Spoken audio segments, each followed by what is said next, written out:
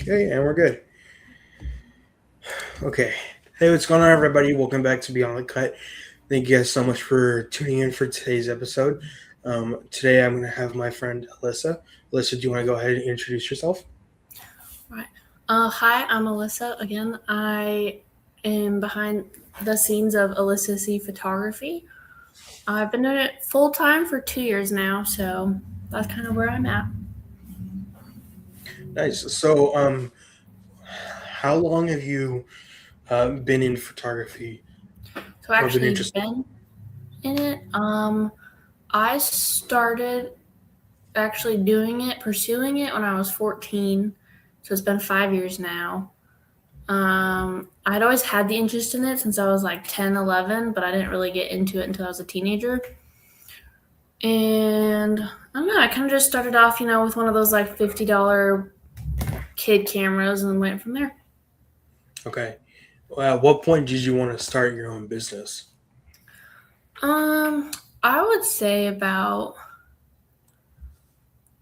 I would say probably around 16, 17 is when I decided to do it because I enjoyed it enough to where I was like, you know what, I could turn this into a job. Mm. And I really liked doing people, like portrait photography and everything, but I was like, it's easier if I can turn it into a business. That way, I'm actually able to use that money to continue my hobby and, make some profit off of it as well.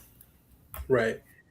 Yeah, it's definitely nice to be able to pursue your passions like that Mm-hmm. because and then also it's also a plus to get paid for it as well. You're just like, yeah, I'm actually getting paid to do something I like. Yeah. Um, okay, so so portraits is primarily what you do. So this Mm-hmm. is kind of busy season for you, right? Because graduations is coming up, Yeah. and then I've been doing a lot of like senior photos, prom photos, things like that. I don't. I try to keep up with my social media on it, but there's a lot I still don't post because I'm just busy all the time working on them, sending them out to everyone. I try to keep like at my turnaround time 2 weeks, so I'm trying to go fast with everything. But yeah, okay.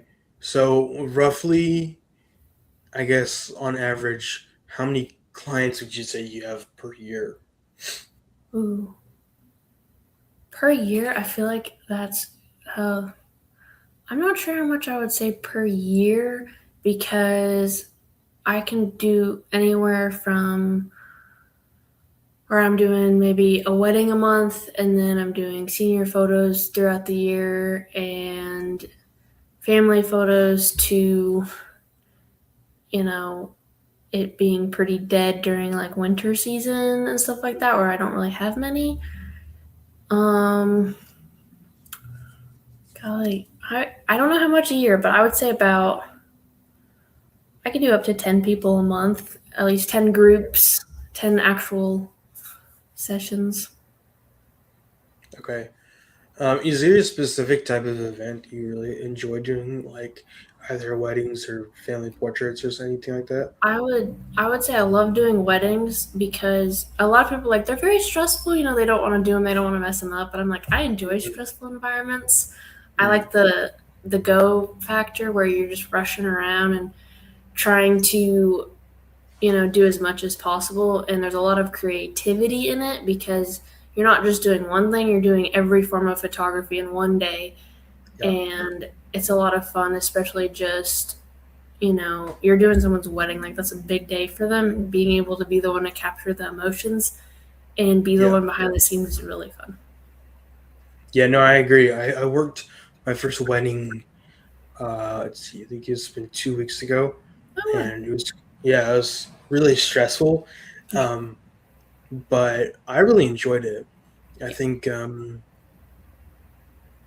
don't really know if I'd ever pivot my business to go in the wedding space because I think, like you said, like there's a lot going on. There are a lot of different moving Mhm. parts. The guy that I was working with, um, basically he needed a bunch of he has a bunch of different contractors who help with both photo and video.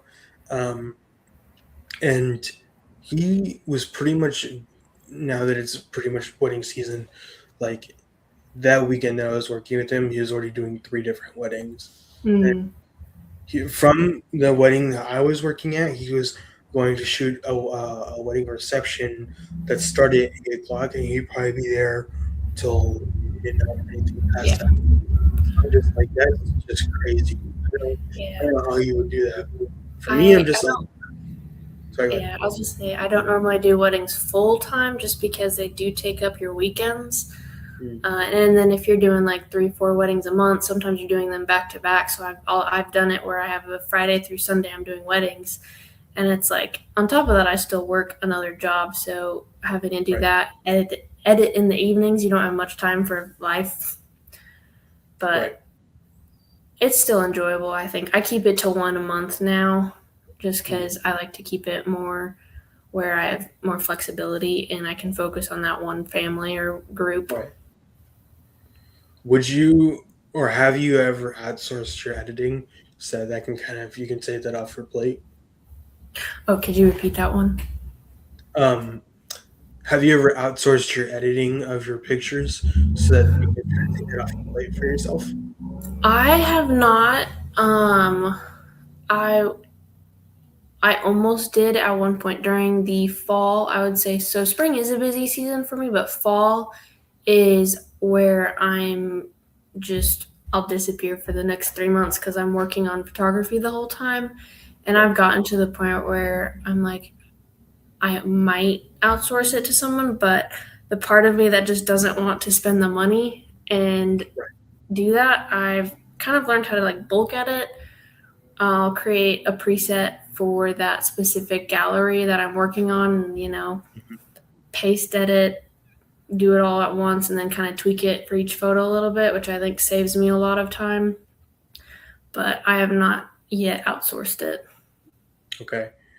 Yeah, I feel like, at least for me, I'm very not nitpicky, but like Mm-hmm. I do have definitely my own style of video editing, but I don't have the patience to just sit at Yeah. an editing software for hours and for it to look okay. I don't know, I'd be like, yeah, I'm gonna pay somebody else to do it because I'm like, I don't. It's yeah, because I'd be at one point I definitely had clients where I'd be working like an Instagram reel for them, and I went back and forth with them for probably about a month and a half or 2 months for one video, and I'm just like, oh my gosh, guys, we have to move past Yeah. this. Like, this is not how social media works. Like, you're not gonna get one really good reel, Yeah. and your social media is gonna explode. I'm like, that's not how it works. So I'm like, okay, can we get past this? Can we move on? Can we move on? No, they just wanted more revisions. I'm just like, okay, you know what? I'm kind of done. So, what is your take on like, um, I guess the idea of revisions? Like, are you willing to continue to go back and forth with the client until they're happy with their final product, even though it's different from what you would want, or are you stop? So I have it in my contract that they have to accept what I deliver them as my creativity and like what they hired me for, because I had a situation where I did a wedding and these clients, they knew how I shot my weddings, they knew how my photos would look, but they just wanted me to tweak every little thing.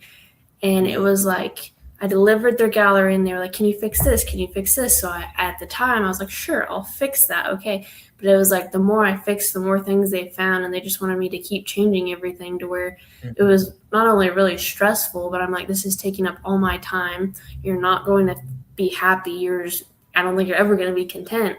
So I eventually was just like, I'm done, I cannot do this anymore. And I put it in my contract after that where I was like, I will not tweak it. I will Yeah, not change it. If you want something, you can do it yourself, but I will not do that. yeah. I don't have the patience for stuff like that, Mm-hmm. which is primarily why I'd rather outsource it to somebody else. But I can't stand stuff like that because from there, they're at the end of the day, like realistically, they're never going to be satisfied. And I'm Mm-hmm. just like, you're gonna take it or leave it. that may or may not be the right mindset to it, but I had to figure out that at some point I have to cap it for myself. Yeah. And even if I'm working with outsourcing my work, like it's their time as well. Time is money. So I'm just like, okay, I'm gonna put it in my contract as well of capping it and whatever. Um, so within the DFW space, I'm sure that there are plenty of other photographers within this area. What do you Mhm. think separates yourself from other photographers within the DFW area? So I follow a lot of the photographers in this area, and I'm actually friends with a couple of them as well. I would say what separates me is definitely like I feel like I have a very different style because there's a lot. I'm not sure the exact style of it, but there's like this dreamy kind of like aesthetic style going on right now, and I've noticed a lot of them do that same style. So it's pretty easy to just find a photographer, and you can find one that's cheaper, find one that's closer to you, versus finding someone with a very distinct style that you can't find anywhere else. And that's kind of where I'm at, where I can do that dreamy aesthetic style that people are looking for. So if they ask for it, I'm like, I can do it. But I do more of like I would say it's more of a vibrant, bolder style, and I have like a warm touch to it. But I can do relatively what you ask of me. If you have a certain style and I'm like, I can do that, I will. But Mm, I would say yeah. that. And then also, I'm pretty quick with, I'm very flexible with like if they want how much time they want. I'll do payment plans for people if, they can't afford to do everything all at once. And I do relatively cheap travel charges, and like, you know what, you can just pay for my gas tank and you're good. Like, I'll travel for you. So I would say in that way, I'm stand out a little more. Mm. Have you traveled outside of Texas for a specific client? No, I have. So I haven't specifically gone out of state for someone yet. I almost went to Kentucky, but they didn't want to pay the hotel and travel fees for that. Mm. So I ended up not going, but I have gone out of state for my own personal stuff and then advertised that I'm out of state, and I've done photo shoots that way, but not Okay. specifically for someone. Mm. Yeah, I've been seeing how there are specific like videographers where clients are specifically looking for that specific Mm. style that creative has to offer, and they are willing to Yeah. pay all those travel fees. Which hopefully both of us will get to that point where we could do that. But I'm just like, in the concept of traveling even across the states, nonetheless across the world for a specific, you know, uh, client shoot, that would be amazing. Yeah. Because I'm like, I've seen people do it, and I'm like, I would love to do that. Yeah. And they're not gonna be a pain about travel or anything like that. Um, yeah. Yeah. I think it would be really cool. I would love to become a travel photographer, but currently, with the other jobs I work, I would have to take off so much time in those jobs Mm, that I'm not really advertising myself much for travel right now. If it's like a couple hours away, something like that, I can do it over the weekend. But anything to where I would have to stay for a couple nights, I'm just like, currently, I can't really do that. But hopefully in the future, I might. um, so in your Instagram Hmm. bio, you say Christian photographer. I was actually curious about that. Um, Obviously, that's very important to preface. But why do you think that is important to preface, especially for people who have never seen your work? Do you think, in some ways, you've ever experienced people as like that's a turnoff for people, or do you think that actually do people are they attracted to you because it's clearly stated right from the get go? I would say I'm sure there's people that don't use me because of it, but I've also attracted a lot of clientele that specifically saw that I was a Christian, and that was one of the bigger reasons they booked me, because they shared the same faith. Or, I had a wedding where it was very like faith based wedding.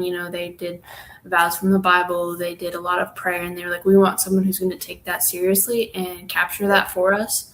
So that's why they picked me. And I thought that was really cool, because I don't really hear much. Like, most people don't mention anything about it, but the few that do, I know they appreciate it. And I think it's a really cool way of like, I'm, honoring God in that way, to where I'm using the gift He gave me and the talent He gave me to reach the right people. Yeah. And then I'm also able to share with people that don't know Him as well, which I think is cool. No, I totally agree. Mm-hmm. Because I was gonna say, have you ever had to say no to specific clients that they were, how do I say this? They were outside your ethical boundaries. I've had to do that once, and again, it was for another wedding. They really wanted to use me, and once I realized where they were with everything, I was like, look, I can't, with my own self, I can't do this. Like, I'm sorry. Um, I did still send them other photographers with a similar kind of style, that like ones I liked, and I was like, you might be able to try them, but I won't do this for you. Yeah. And they didn't really say anything about it. They were just like, thank you for your time, but that was about it. I'm not sure really where they went off with that afterwards, but so far I haven't received too much negativity. Yeah, I mean that's great Mm-hmm. because I guess I'm at a place right now where I haven't experienced that level of that much of an influx of Mm-hmm. clientele where I pick and choose. But I've definitely, my dad has definitely told me that I need to set that clear boundary and guideline for myself. So if in the event that something like that does happen, that I will have like clear moral guideline as to what I'm going to do and what I'm not going to do, because it's definitely hard, especially like within the wedding space. Mm-hmm. Like I would, even if I were to dive into the wedding space, like the concept of doing a same sex marriage, like I would not do that, Yeah. which And is crazy. I know a lot of Christian photographers who they'll still do it, because to them they're just like, it's going to happen anyways. Might as well get the money for it. And if that's how you feel, that's how you feel. I was Right. just like, I wouldn't be able to be like, that's such an intimate day. And Right. if you really like want someone to capture that, someone who's not really like gonna be for it, I don't think I would even be able to capture it properly and do my job properly.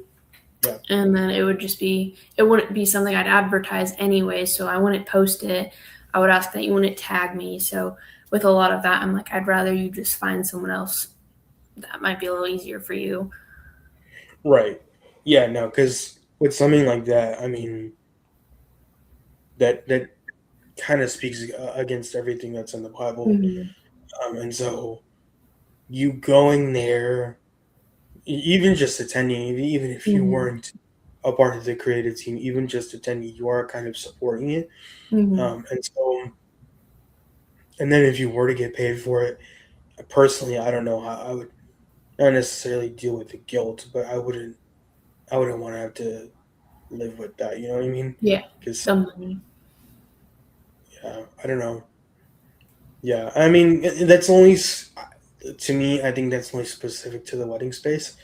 Um, and I think the thing is with weddings, I just feel like you said, because it's such an intimate moment, Mm-hmm.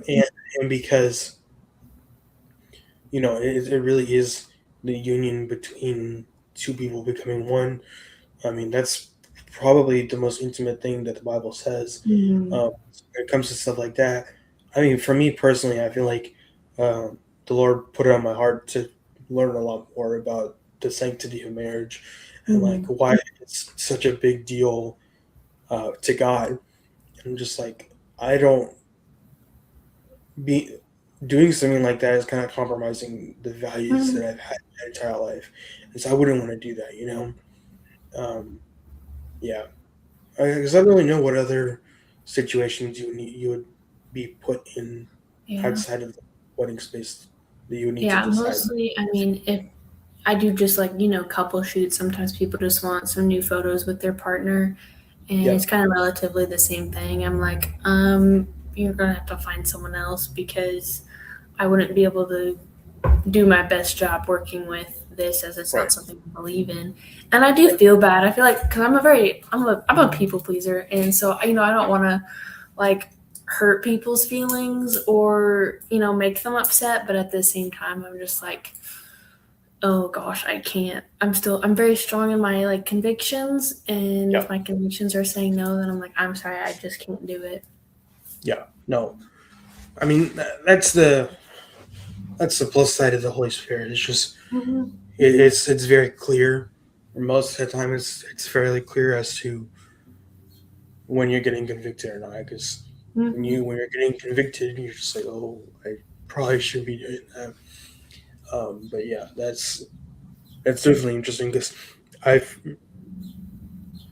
definitely thought about that because it's even like if I had a close friend that was in that community, and then even just like attending, and regardless of if I was even a part of the wedding, I feel like even going in attendance is supporting the idea of it.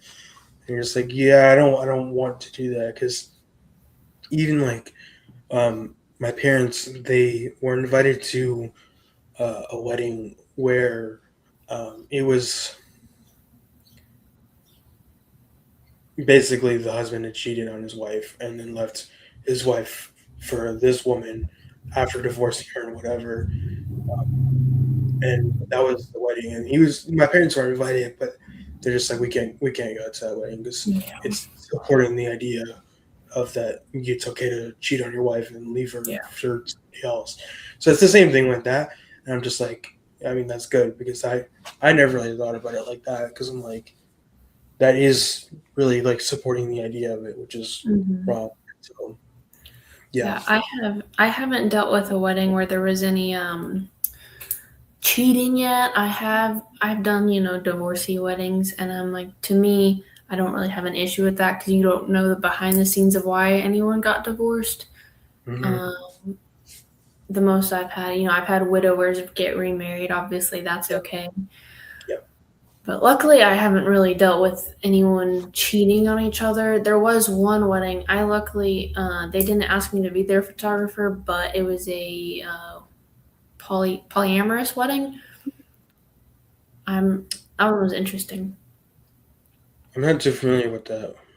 It multiple people getting married together. Ah, okay, Yeah. okay. Yeah, no. No. Wow. Okay. Interesting. Yeah, I feel like one of I met up with a family friend who was a pastor a while ago, and he told me like write down my core values, and Hmm. especially in regards to like my business, and at all costs stick to it. Don't stray from it. You guys stick to Hmm. it. And I've definitely been trying my best because even I had a client who um, he he was an owner of a salon suite, but he was a part of the homosexual community, and he would I would see his phone screen occasionally, and it would be like of him and his husband and their kids or something like that. It made me super uncomfortable. I'm just like, I don't know how I feel about this. Obviously, he was like also like my first client, so I wasn't too familiar as to how I was supposed to work around that. But I'm just like, oh, I don't know how I feel about that because that's kind of, at least to me, that is against biblical principles. I'm just like, I can't do that. So yeah, that's definitely interesting because I've only had that one instance, and now it's like it wasn't that bad. And unfortunately, I mean, it was a good and bad thing that they kind of just stopped contacting me, and I'm just like, you know what, I'm okay. I don't want it. But you know, um, Yeah, those types of moments is I feel like especially when you need to stick to those strict guidelines that you have for Mm-hmm. yourself, so that in the future, if something like that were to come up, you're like, okay, reference that and be like, yes or no, you know? Mm-hmm. Yeah. Okay. So, um, what does your, how do you, I guess, when you're selecting your final deliverables, um, is that, do you have like different tiers to your packaging, or you just compile a collection of them and you just send them out to your clients? So I have three packages that I offer. I can do customizable packages, but mainly I just do these three. And I have a 15-minute package, which is 10 photos, a 30-minute package, which is 25, and an hour package, which is 40. And what I'll do is I'll edit all the photos that I like, any that I think are usable, any that I think the client would like. I will edit all of those ones and I'll upload them to my website, but I watermark all of them. Mm, And I'm able to put a limit download as well as a passcode to download the photos. So, however many they choose to buy is how many I let them download. That way, they have the choice because sometimes there's a photo I might like that they might not like as much. So, then I kind of give them that option to pick through which specific amount they would like. mm. And then, if they want the opportunity to buy more photos, they have that choice as well. That's interesting. I've never really thought about it like that. That's smart because I've never, I guess because I specialize in video, you just kind of have one final deliverable and that's kind of it. Yeah. Well, photography is, you know, multiple deliverables, and they would either you get to pick them or somebody else gets to pick what they Mhm. like. So that's interesting. Have you shot proposals before?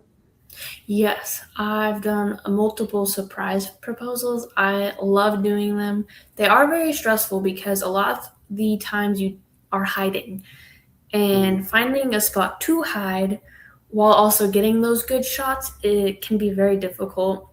yeah. One of my favorite surprise photo shoots I did, I had to hide in a bush that had fire ants Oh, everywhere. And, a lot of the times with these ones, since the man is trying to distract his woman, and, sometimes there's people in the way, and he has to wait for them to leave or something like that, it can get prolonged. I yeah. ended up hiding in that bush for 40 minutes Oh my gosh. before I was able to pop out. And I was just covered in fire ants. It was pretty miserable, but it was worth it for the photos and for the surprise and everything like that. That was a fun though, and she was, so happy afterwards. She had no idea, but it definitely it has its adventures. Yeah, That sounds terrible. yeah, yeah. That was one of them. There was another one where he asked me to do the proposal in the Dallas Arboretum, but he did not know where he wanted the photos. He just knew Oh, he wanted it there.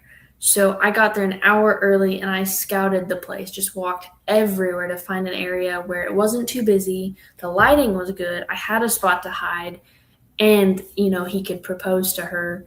So I spent about an hour looking and I texted him the coordinates and I was like, meet me here. I'll be, hiding somewhere and you can just propose.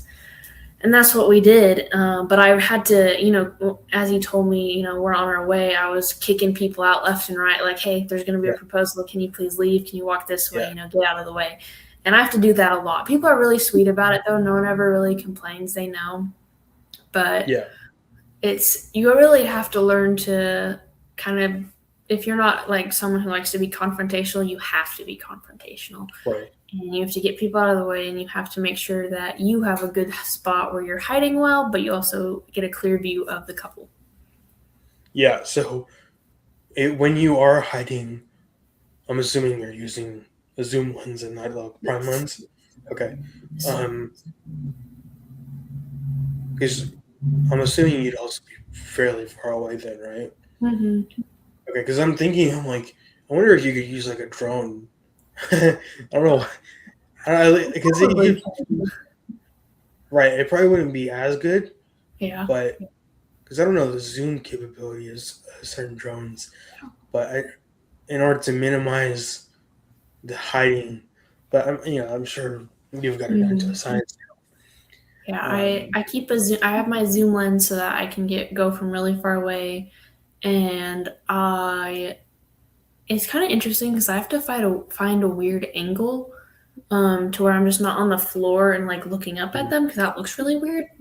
yeah, I also don't want to just be standing up and poking out. Sometimes I'll hide for a little bit and then I'll pop out after she says yes and he stands up and whatnot. But yeah, definitely using a zoom lens and then kind of just finding a spot where okay. I'm right there. Have you ever had a proposal where she said no? I'm just curious. I have not yet. Okay. I fear the day. Oh my gosh, man. I don't know what I would do in that sense. Oh my gosh. Might give him a small refund. We'll see. I would feel so defeated after something like that. That would be Um, terrible. okay. I had another question. Do you primarily shoot on Canons or are you Sony, Nikon? What do you shoot on? It is all Canon. I started off with Canon because it was the first one I was gifted Mhm. as a kid to practice on. So I learned Canon and I bought all the lenses for Canon.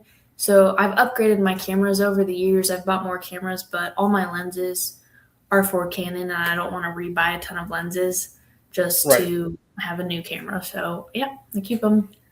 I relatively like it. I've tried Sony, I've tried Nikon, but I think mostly just because I'm used to it, I prefer Canon.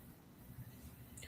Yeah, I was actually interested. It was interesting because at the wedding I was shooting at 2 weeks ago, I primarily used Sony because I primarily for video, but also for the Mhm. cinematography aspect of it. And so we were using primarily, I think they were, correct me if I'm wrong, the Canon MR5s and Mhm. MR6s. And so some of them were actually, if they weren't Canon lenses, they were like third party lenses. And Mhm. so I'd seen how he had a bunch of different adapters that he would attach to the body itself and then attach to the lens. I'd never Mhm. seen that before. I didn't even know that existed. Because I was just like, it'd be pretty dumb if you couldn't use a Canon lens for like a Sony and vice versa. But I guess that's what the adapters are for, which is Mhm. good. So they are pretty universal. Because we definitely swapped out lenses many times throughout the day. I'm just like, whew, it's a lot. Yeah, definitely. So when I definitely experienced this at a wedding, but when you're typically supposed to wear all black, are you actively trying to blend in, or are you? I guess how do I say this? Because at least when I when I shot a wedding, that was like probably the first time had ever worn all black, and I just wore a tucked in polo and jeans, Mhm. and I show up, and some of the other guys were like in slacks and a suit, and I'm like, that is too much. I'm gonna get way too hot. Yeah. So you typically wear all black, right? And Mhm. so, um, is it easier to blend in, depending on what the, the audience, the product party's wearing, or um, yeah, So I would say it's definitely easier because most of the time you look like one of the waiters or just staff members because mhm, most people aren't wearing all black to a wedding unless it's specifically requested. And in that case, I'd probably find a different color to wear. But I want to stand out slightly so people know I'm not a guest, but I also want to blend in enough to where I'm not just out there. I did have a Halloween wedding I did where they requested I dress up alongside everyone. Oh, So wow. that wedding, I did show up in a full costume to shoot the wedding, which it was quite fun. But it was definitely my first time having to do that. And I still actually, it was a black costume, so I still blended in. But Interesting. I did end up, the bride ended up changing into a black wedding gown. She had a white gown, and then after the ceremony for the reception, her and her husband changed to black outfits because of they were doing kind of like a Halloween party thing reception afterwards, and they wanted to look more spooky for it. So that was definitely fun. I've never had that happen before, and That's I so would say optimistic. yeah, I looked more like a guest that day, and I Mm. had people like, "Oh, how do you know the bride and groom?" And I was like, "I don't," Yeah. but it was They paid fun. me. I showed up. Okay. Yeah. So, um, on wedding days themselves, do you find it easier or harder? I guess now that you have a little bit of, or now you have experience, um, to really capture the emotions of the bride and groom. Because I'm thinking of like when the bride walks down the aisle and watching the groom cry. Do you think it's easier to capture those moments, or you have to bring it out of those people depending on the couple? I would say it's pretty easy. When I first started off with weddings, I used to actually wait closer to the door where the bride would enter or exit Mm. from, and I would get a lot of photos from her. But then I'd have to run around pretty fast to get photos of the groom to also get his emotion and like his side of things. Yeah. And one thing I learned that's a lot easier to do than that because that required a lot of moving. And if they walk fast, you can miss some of it. It didn't work out very well. But if you stand with the bridal party out of the way, you might like bend down and like kneel a little bit, but just in the front area, I'll use the zoom or something similar to the zoom camera or lens during the ceremony. That way I can get photos from far away and close up, Hmm. or I'll just keep two cameras on me and swap them. But I'll zoom in on the bride and her a lot of times her father as well walking down the aisle, and then I'll get their both of their emotions, them crying or smiling or whatever, and then I can immediately without even having to walk around turn and get the husband and groom as well and get him smiling or crying. Yeah. Yeah. That's, man, I feel like photographers, especially for weddings, have way more pressure on them to Mm-hmm. capture those moments. Where a video, it's just like you kind of know what to shoot. You kind Mm-hmm. of have that set shot list. Um, but I guess for photographers, you do, but also like I guess there are a lot more unpredictable moments, depending on the emotions of the bride and groom than there are with video, which is definitely interesting because I'm learning more about photography, but Mm-hmm. specialized in videography for like 3 years. It's definitely interesting to see the stark difference between the two. Mm-hmm. Yeah. Um, have you ever had like a technical nightmare while ever shooting something? Like your camera stops working, your SD card gets corrupted, or anything like that? Yes, I think I've had it happen twice. It was so this one was a Mexican wedding reception. So it was very just big massive party. They had like the music, the dancing. They wanted everything captured. They did not want a single thing left out. I had my two cameras on me. I had lenses. I had two flashes, extra batteries. Like I was prepared. Yeah. But as I was taking the photos of the grand entrance, and this was very important to them to get these photos, my camera it stopped focusing. I'm not Oh. really sure why. I've never had it happen again. It happened once, but it did not want to focus on them. And then as I was trying to switch to my other camera, they were already mostly done with the grand entrance photo or walking Oh. down the grand entrance. And I tried to switch it over, and that one, the flash stopped working. Oh my And gosh. it was a nightmare. I actually told them and had them redo it so we could get mock photos because it did not, like, both cameras just went out on me and I was in full panic mode. It was a dark room too. They had it inside and they had flashing lights everywhere, so I couldn't just, like, I needed my flash and my flash Yeah. stopped working. And I was like, oh gosh, this is horrible. So I was like, could y'all just run down at some point again for I me? was just like, cut, reset, let's do it again. Me Yeah. being a director, I was like, we're gonna stop the whole thing. I know you already had all the emotions. We're gonna run it back. Yeah. I've never had to do that again, but I was a beginner. I wasn't super new at the time. I'd done a few weddings by then, but I wouldn't say I was as confident or as prepared as I am now. Oh, but that I had a little heart attack that day. Mm. Yeah, that is tough. I mean, I can't even imagine something like that happening. That just sounds terrible. Mm-hmm. Um, yeah, because I guess that what I've experienced is with film, you can always, like I said, just stop, reset, and do it all Yeah. over again. Like photography, you have to be able to capture it in that moment. You kind of have Mm-hmm. one shot at it, which is like, I mean, I can't even imagine your job, but I'd be freaking out. But Yeah. uh, It's scary. yeah.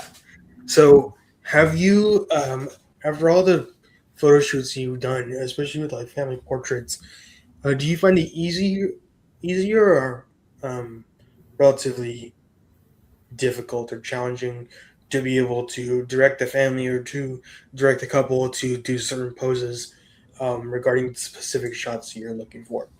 So I've learned it actually really depends on the people themselves. Some people, they are very used to being in front of a camera. They're very confident in front of a camera, and you can tell them to do pretty much any pose, and they've got it nailed. They know what Hmm. I'm asking of them. They do it immediately. And then there's the people that they don't even want to be in front of the camera, but they're like, we just want some nice photos.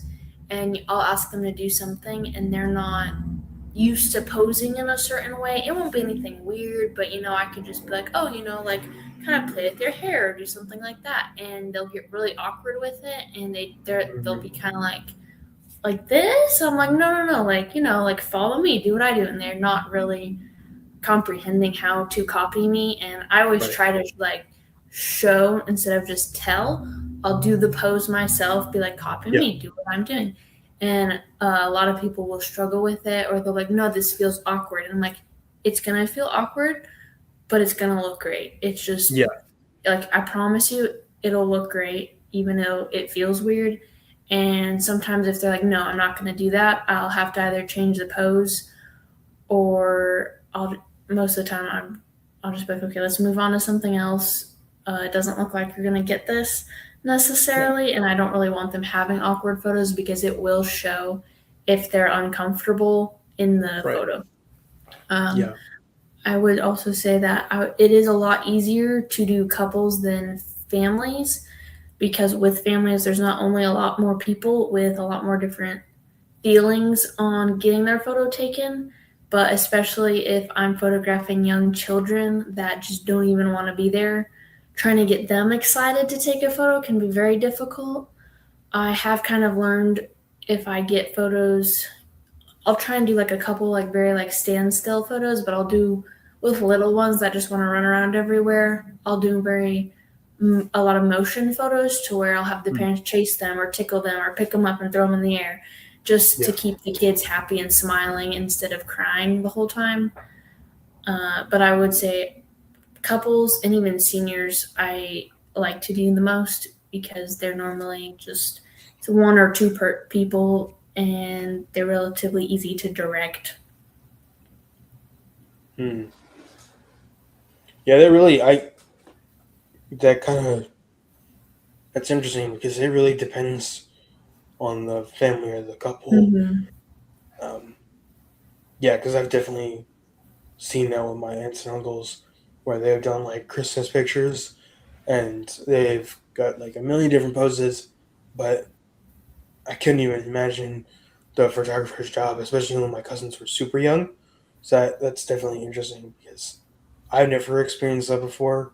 Hmm. Uh, yeah, because even like my older sister, she's done photography um, for like family friends for like Hmm. their Christmas cards, and I guess I'll lead into my next question of this. Um, they had their hearts set on these specific pictures.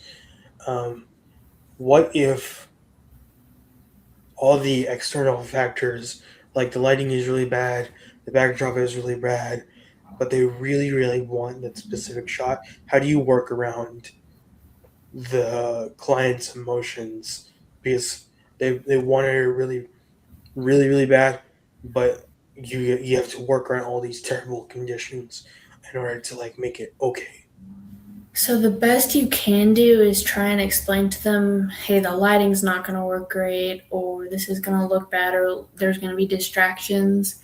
And if they really don't want to listen to you, then I'll be like, okay, here's the best I can do with the lighting, but it's not going to look the way you want it to look, or it's not going to come out this specific way. And I think just kind of warning them ahead of time is the best you can really do if they're being stubborn about it. And at that point, it's one of those the customers kind of right in a sense because you'll have your creative vision, you'll have your knowledge of what's best, but ultimately they're paying you and they know what they want. So even if it's not something you'd like to do, you do it, but you warn them. And if they're still unhappy at the end, that's their choice. You're like, I warned you, and I have it in writing that I warned you, Yeah, but there's not much you can do more than that. mhm. That's yeah, it's definitely a challenge because as a creative, you have to be able to clearly articulate the fact that we're not miracle workers, right? And we, Mm-hmm. depending on the external environment, we have to be able to do our best, but we it's not going to be perfect 100 more often than not. But we can obviously do the best that we can, which is yeah, it's just interesting. So um, in when you're shooting weddings, is there a specific moment that you're looking for that you would say could be like a signature piece for yourself that you are specifically looking for, or are you just trying to capture the overarching um, event of the wedding or event itself? So, one thing I have noticed is a lot of people don't really capture during the ceremony. They're so focused on the couple and, making sure they get every shot for the couple. A lot of photographers don't get the crowd. They might Mm, get like the parents, but that's it. They won't get the rest of the crowd or what's kind of going on inside there. And that is one thing I actually focus on during the ceremony. I'll make sure, to get all the regular pieces that is in every ceremony gallery. The first kiss, walking down the aisle, the exchanging of rings. But you don't really need to focus on them that much as long as you can get just a couple photos of the bride, a couple photos of the groom. Maybe there's a bridal party, but there's normally plenty of time to walk around and get photos of the guests all at the ceremony and making sure you get group shots of them watching the bride and groom because a lot of the times there's people sobbing, there's people smiling, there's people taking photos and they're all excited, and to capture that emotion that's not normally captured I really enjoy doing. So I will go around, especially if I see children, I'll take photos of the children as well because they're still a part of the day and they still want to see what's going on. So to yeah, get like a kid that's super excited about it, you don't normally see. So I enjoy doing that and making sure I always go to every table that guests are sitting at and I get group shots of all the guests at the tables and guests dancing, but as well as the bride and groom and bridal party throughout all of it. That's really cool that Mhm. you have.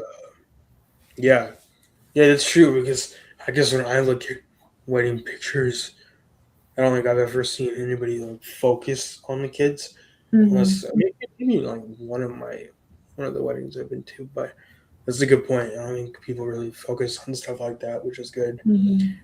Um, Interesting. Let's see. Um,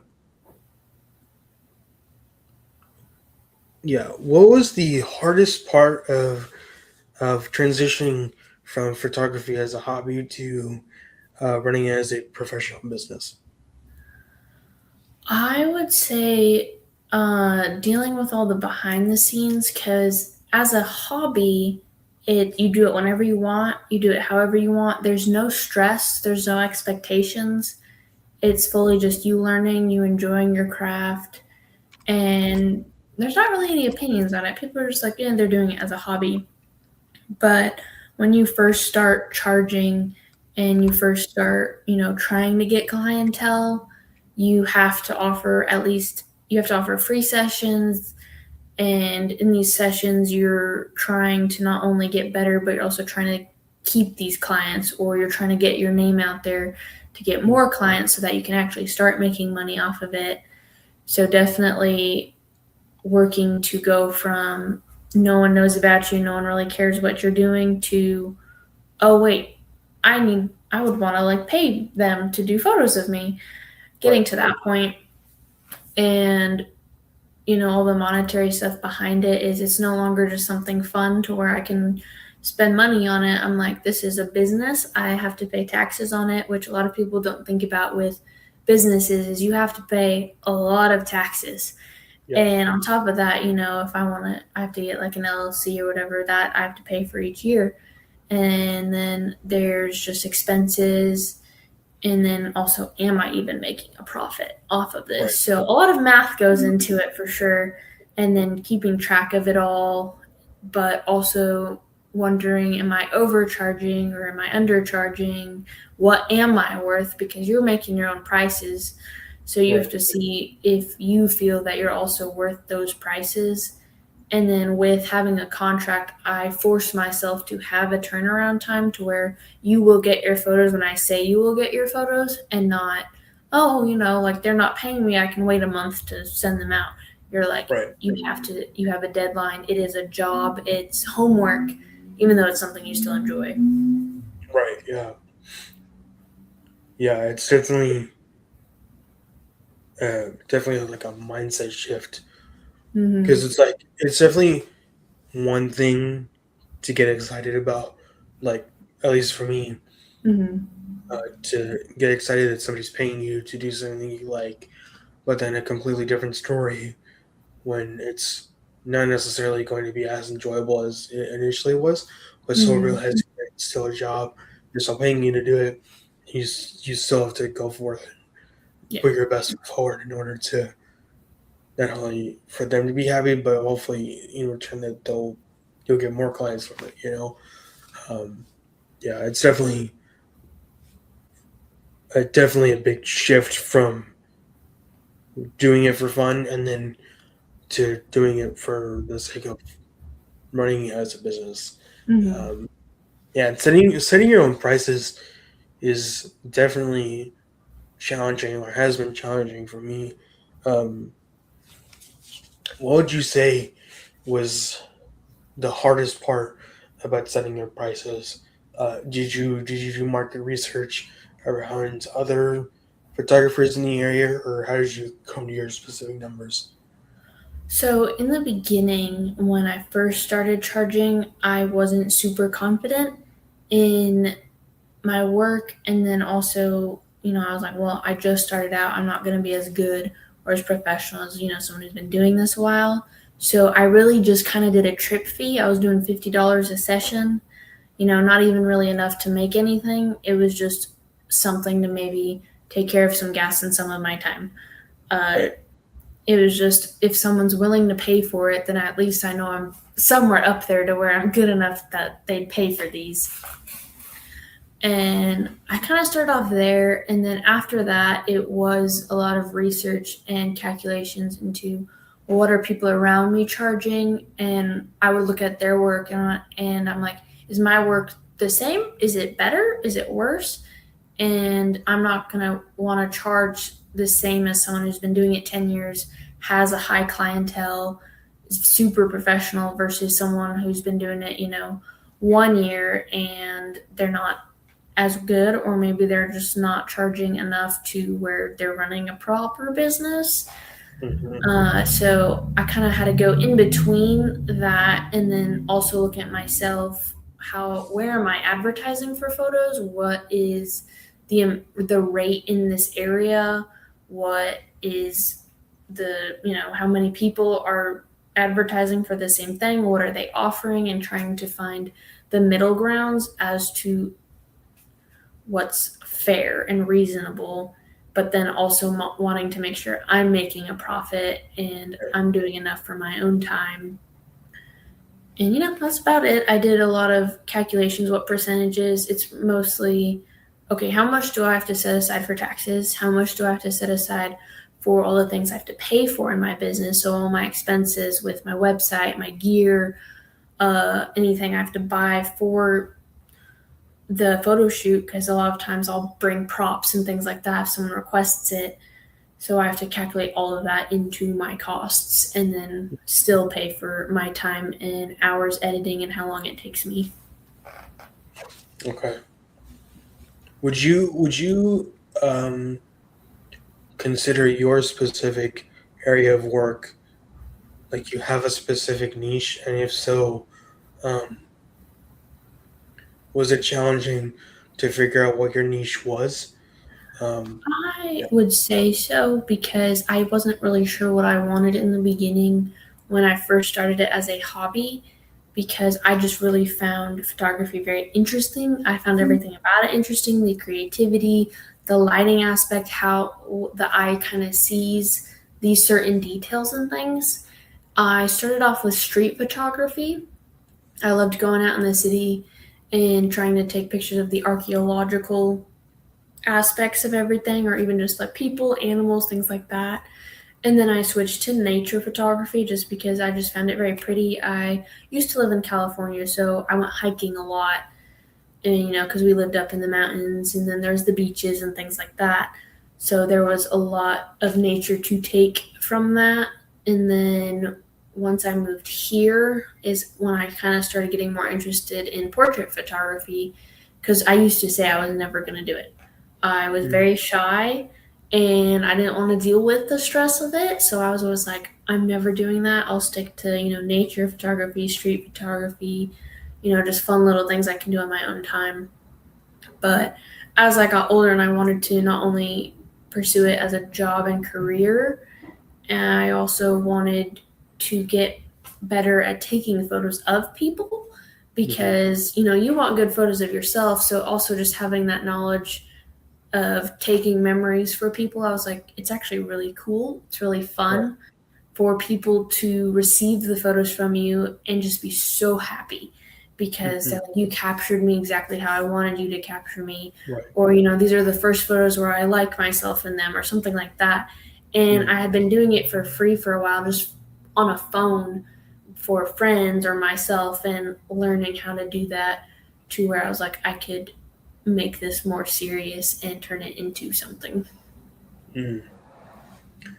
Yeah, I guess that's kind of where I'm at right now because up until now, I was kind of just doing everything I could get my hands on, and even then, I mean, I'd been cold calling local businesses, reached Mm-hmm. out to family, friends, um, and not really getting any traction. So, kind of doing whatever opportunity landed in my lap. But then, after realizing that it didn't necessarily turn into, I've been looking more for retainer projects, and so the reason for that is so it's a relatively consistent income from that one client. And so when I've been doing a lot of research regarding what other experienced video agencies do, they heavily emphasize on picking a niche and sticking to it. And I'm just like, I don't know what niche I want to do. I know Mhm. what I want to do, and that's automotive videography, but I'm just like, I don't know how I'm supposed to get there because the gear that you need for it is super expensive. Mhm. Um, I know that I want to do that because I love working with cars and I love filming stuff like that. But I'm just like, how do I work my way up without spending an arm and a leg right now or money that I don't have? Because I definitely want to be able to get there within, I guess, the next year or so. But I'm just like, how can I do that? Because automotive video art is kind of, it's not like a required thing. It's almost just like, okay, I have a cool car and I've seen this guy before. Like I thought, I'll pay him to make a video for me, as opposed to like wedding videography or wedding photography, where that's that type of stuff, niche wise, that's very required specifically for the event itself. You know what I mean? Yeah. No, it was definitely hard trying to find my niche because I wanted to try everything. And Right. it eventually just became what do I enjoy the most and what helps me make the most money. Because in all honesty, that was part of my choice is, street photography is fun, nature photography is fun. However, they don't make much money off of it. And most of the time, you might have people pay for it for a magazine or a website or something like that, but it's not really a career to where I can sustain myself off of it, but also not have to travel too much for it. Right. Because it's definitely like you have to travel a lot for that kind of photography, especially if they want, photos from a certain mountain or a certain country or something like that. Versus this is something I could do locally. And I started it while I was in high school. So, I was doing school at the time and also able to make some money to save up for when I got older, moved out, and everything. Right. So that's kind of how that started, and then I've just stuck with it since then. Gotten it's gotten really easy. In the beginning, it was very difficult, especially again, I was very shy. I didn't like directing people, being around people, introducing myself to people. I was like, Right. "Oh, hi, I don't know you," but Yeah. now I'm very like I can be out there and talk to anyone really. Right. Yeah. It's just it's just the practice, the repetition of it, because it's like networking. And especially when I first started out networking, I was super intimidated to go out and talk to different people. At least for me, I was just going and talking to actors who we were just trying to get actors for a school project, Mm-hmm. and I was kind of the only one who took it seriously within my group. And then I kind of used that same mindset with my business, and it still working on it. But I'm like, the concept of networking, I don't think it's taught in school. So it's just like you kind of have to learn it by Mm-hmm. trial by error, which is definitely interesting.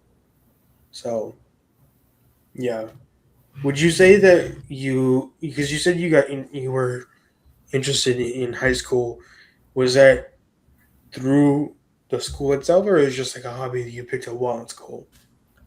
So I actually started in my freshman year of high school, and it wasn't a part of the school. They didn't offer any photography classes. They didn't have a photography club. So my mom actually just found an online photography, not necessarily a school, but it was under a website, I believe, called a Udemy. And on that website, you can pretty much pay for any kind of class to learn how to do a skill. And they had a lot of photography classes on it. So she added it to part of my schooling to where she was like, I'm going to make you do this like an hour a day. And Mm, if you're serious about it. And I was like, okay. So I did my regular school and then I did my photography and my classes, my teachers online gave us homework. So we would have to, it started off with just mastering basic settings on a camera, understanding the settings on a camera. And then it went into, okay, your project is to find this in a certain area. So one example would be leading lines, which Mm. is where there's lines everywhere. There's horizon lines, there's road lines, there's pathway lines. Learning how to identify those and put a subject in those lines, or create those lines to lead towards a subject in nature and in buildings. And it's really, they were just training your eye, Yep. and training your eye to look out for detail, look out for little things. And I would have to do that. I would have to go out, I would have to find subjects who wanted to work with me. And then I would have to take all these photos and send them in and get graded on them for pretty much each class or every few classes, to where we learn a different thing, whether it was lighting or, subjects and posing and whatever else I was learning throughout the class. And that's kind of how it started. Hmm. That's a supportive mom right there. Mm-hmm. That's awesome. Yeah. And I wish. I mean, I grew up homeschooled. I Mm-hmm. wish. I really, really wish that opportunities like that were there back when I was in school, because all I knew that I wanted to do was make movies. That's all I knew that I wanted to do. That was like my junior year in high school, and the only reason I knew that I wanted to do that is because I knew I had to pick something by the time Mm-hmm. that I graduated. And so I wish that those types of opportunities were there within a school, and it's already hard enough in itself, it being a homeschool community, anyways. But it's interesting because in my previous episode, I talked with my friend who's another filmmaker. How I was talking about how I wanted to or think about starting a program for middle school students, high school students, and college students, of them to explore their creative side to them. If Mm-hmm. it's either being, because I have a friend who's a music producer, so if you're interested in producing, or you want to get good at graphic design or acting or photography, video editing, those types of things that are not taught in school. I want to be able to. The purpose of it is, I feel like there's too much pressure on high school students to know exactly what they want to do Mm-hmm. right out of the gate, and you have to know what you want to do, and what you're doing is what you're going to be doing for the rest of your life. Mm-hmm. I think that's wrong on the education system to expect that of 17-year-olds. Um, and so, yeah, I don't know where I'll go with that, but I've been thinking about that for quite a while, because I'm just like, people need to take the pressure off of such young kids and expect so much of them. Yeah, I think it's kind of interesting. So I wasn't always homeschooled. I started homeschool for high school pretty much, Mm. but when I was in school, it was since elementary school. It was about fourth grade when they started doing career days and things like that, where it was, what do you want to be when you grow up? And obviously, you don't want to be the same thing as a kid a lot of the times that you do want to be when you're an adult. Right, So we'd have to do big old projects, and we'd have to do tons of research, and they'd have us interview people and shadow people for jobs we wanted at the time. You're only like 9 years old, going right, and doing all this stuff, but none of that was even like photography. I have changed my mind so many times as a kid, and each time it was like, okay, well, if this is what you want to do for the rest of your life, then you better get on it. right, And I'm like, you know what? Even now, I'm like, what if I could still change my mind? I've been doing this for a while. It's been one of my longer hobbies that I've done, but I change all the time. And so I feel like a lot of kids have that pressure to know what they want to do when they're graduating high school and then go to college for it and everything like that. right. But I'm kind of just like, I just figured out what I wanted. It was more of just a hobby that I turned into a career, but not everyone's going to do that or enjoy that. And sometimes, you might just be happy with like a manager job or work at an office or something like that. Mhm. And, well, but it's hard to, when I have kids that are, in high school and they're asking me how I knew what I wanted to do. I'm just like, I didn't know what I wanted to do. I just Yeah. decided I was going to do it. And I can still change my mind, and you can still change your mind, no matter how old Right. you are. Yeah, no, I agree. And one of my friends, he had said he thinks that everybody should take a gap year after Mm-hmm. graduating high school, so you have the opportunity to explore all options.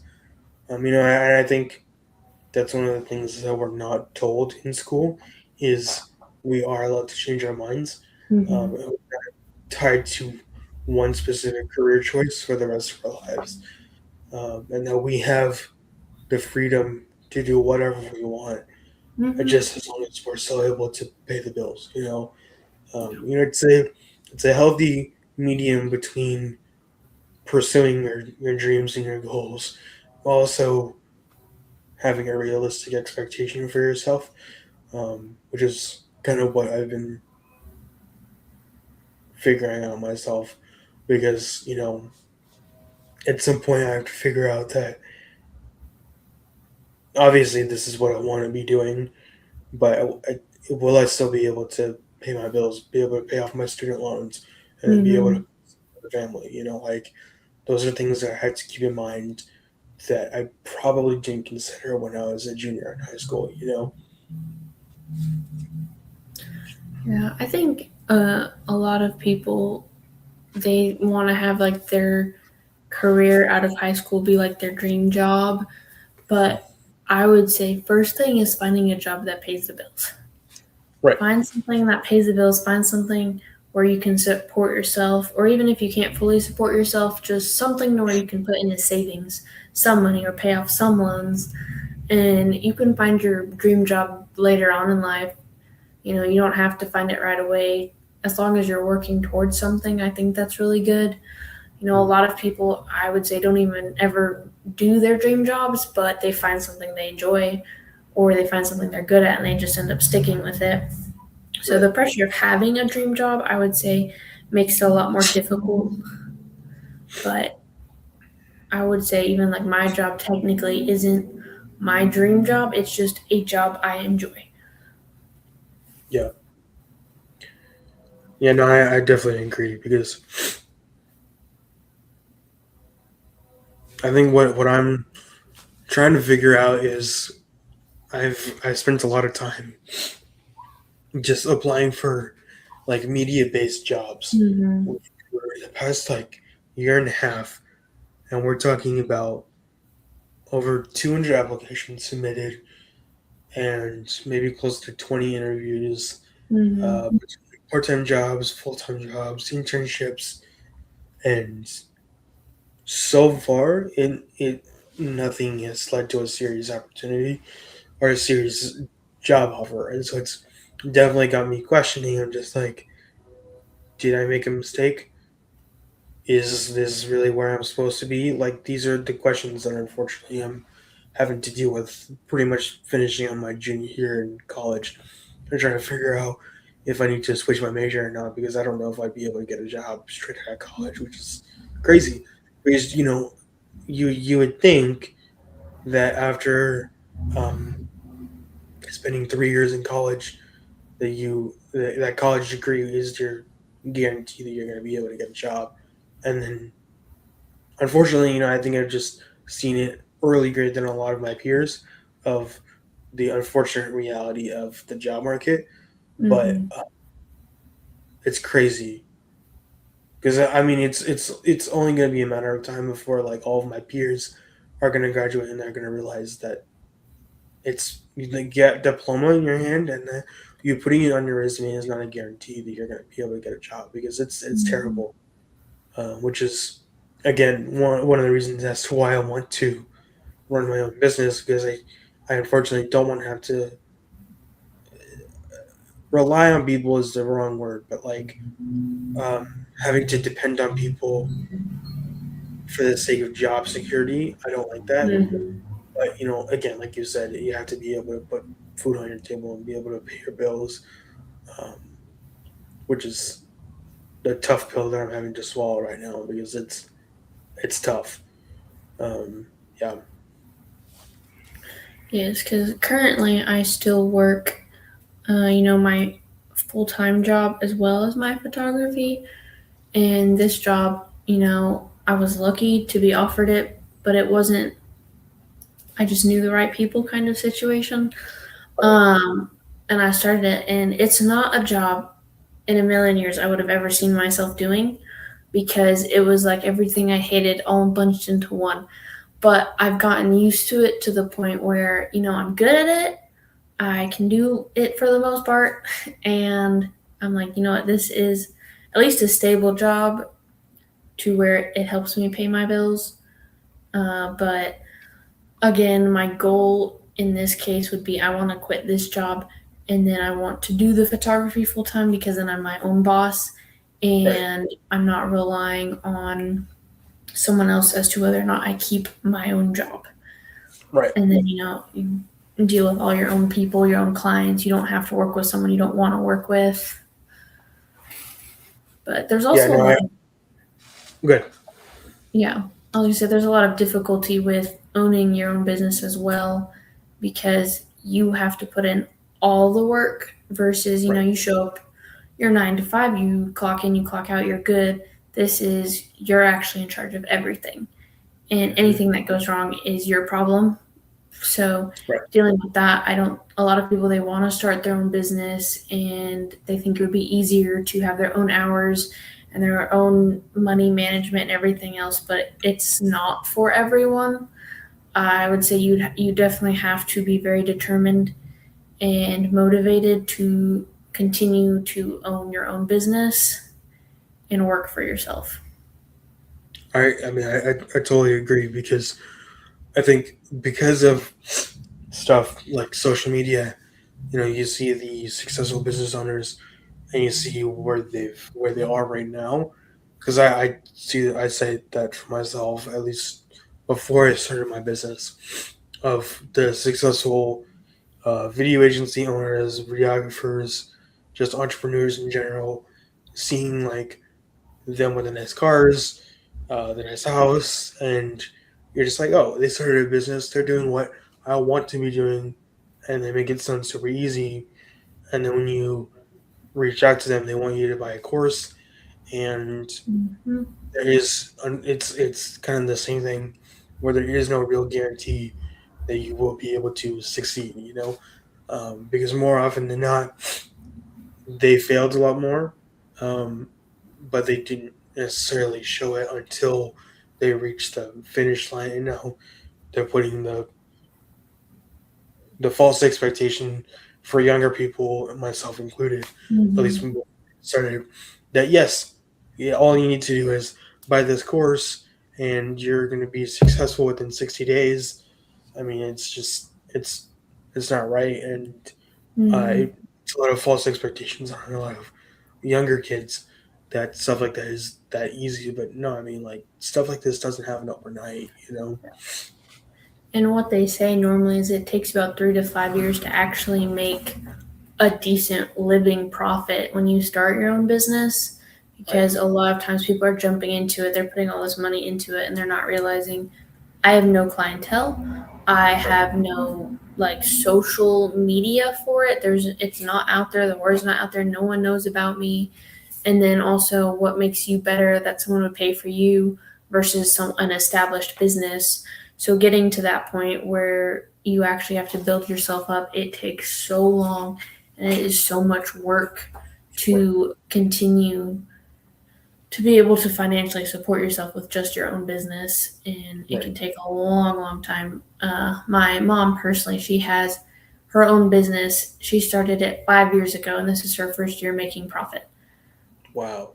Yeah, and it just, there's so much in starting a business that a lot of people don't realize, and I think that's why a lot of businesses fail, especially for younger kids starting right out of high school because they're not actually understanding how much goes into it. Right. Yeah, I agree. I mean, this unfortunately, I feel like in a lot of ways I'm the first one in my family to do something like this not necessarily absurd, but this outside of the box. And so when stuff like this happens, um, I feel like I've been learning how to do all this stuff for the first time, and I've been asking my dad plenty of questions regarding his business. And I'm directing all my business questions towards him because I'm like, I have no idea what I'm doing. Um, but definitely having like a mentor or at least somebody that you Mhm. can just ask those types of questions to, because I mean you're only going to know so much. Mhm. Obviously I'm saying this to myself as well because I don't know everything, and I'm really figuring all this out as I'm going. And it's super easy to like think that I know everything just because I had like one client and it lasted for like a month or something like that. That's at the end of the day, that's not going to be sustainable enough where I can put that towards savings and Mhm. be able to put that towards like new gear and stuff like that. Like I feel like since I started my business about 9 months ago, like I feel that I haven't been able to put anything into savings. Like I've just put that directly into just personal expenses. And I'm just like, Mhm. I need to like budget better because I want to be able to afford new gear. Um, I want to be able to bring other people on and start hiring other people. But I can't do that without proper funds. And it's really like not necessarily pyramid scheme, like a slippery slope where like you want one thing, but you need to do X, Y, and Z before you can even get there in the first place. Mhm. So Yeah, I've spent thousands of dollars on gear and things like that. So it was for a long time. I'm like, I'm making zero money. I'm doing all these photo shoots, and I'm charging this amount, blah blah blah.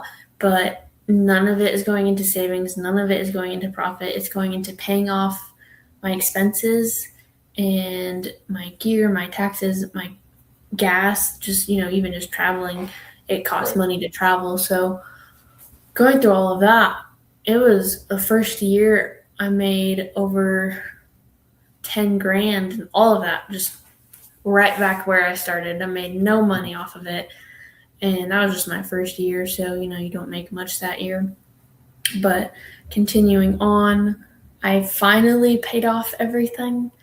So Mhm. I've gotten all my gear paid off, but even then, you still have to set money aside in case something happens to your gear.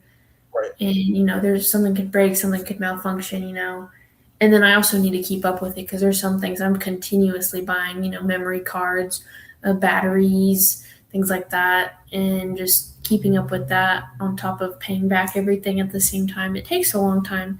So profit wise, I would say this is my first year making profit instead Mhm. of just paying off whatever expenses I bought for the photography itself. And how many years have you been in business? I would say 2 years officially. I was Okay. charging before that, but that was before I was established and I was more so just practicing. So I don't really count that money. It wasn't really, it was gas money. Interesting. Okay. Wow. Okay. It's good things. Mm-hmm. Um, I like to ask every single one of my guests as we kind of slowly wrap it up. Um, I try to ask if there's one thing that you would like to share with people of the next generation who are wanting to get started in photography or any of the creative spaces, who aren't sure where to go. Do you have any words of wisdom for them? I would say if you're wanting to start with photography or do anything like that, do not start with just buying a ton of gear because I've seen a lot of people do that and then they sell it pretty quickly. Um, Watch YouTube videos and practice with a phone. Like if you're enjoying photography or videography or anything creatively in that such, do it with your phone. That's how I started. I did everything on my phone And if you enjoy it enough to where you're doing it on your phone, then buy a cheap camera and go on Facebook Marketplace. I do not buy new. I have bought new once. I go buy used gear, and I go on Facebook Marketplace for deals because people are always selling things and they're Right. always upgrading to new gear. So if you're going to start off buying cheap, buying used items, because you don't know if you're even going to continue enjoying it enough to where you want to make it a business, or if you want to keep doing it and invest yourself in it. So you don't want to spend all this money and then just get rid of it all shortly after, because you're gonna lose if you do that. Right. So make sure it's something you enjoy. And if you can't afford classes, YouTube is everywhere. A lot of people just learn off YouTube. It's free, and you can get pretty much the same knowledge that you would if you were paying someone. Great. That's great. I really appreciate that. Thank you so much for being on. I really appreciate it. Um, yeah, I mean, there's a lot to digest because I'm currently trying to figure out what I'm going to be like doing this summer because I wasn't able to secure an internship as of right now. And so trying to make sure that I'm not just like twiddling my thumbs the entire summer, but like actually making it a point to start marketing my business. Like I've not done, and that's probably something I'm going to end up doing because I definitely haven't done that. And I want to try just to see if I can get any new leads from it, and also to see if I can um, start trying dabbling in like automotive videography and then see if that leads to anything like that. So thank you for um, your bits of wisdom because definitely trying to apply that to my own business because that's um, I guess that season that I'm currently in right now. Well, thank you for having me. This was fun. Yeah. So I like to close every episode with a blessing from number 6, 24 through 26. May the Lord bless you and keep you, as for everyone watching.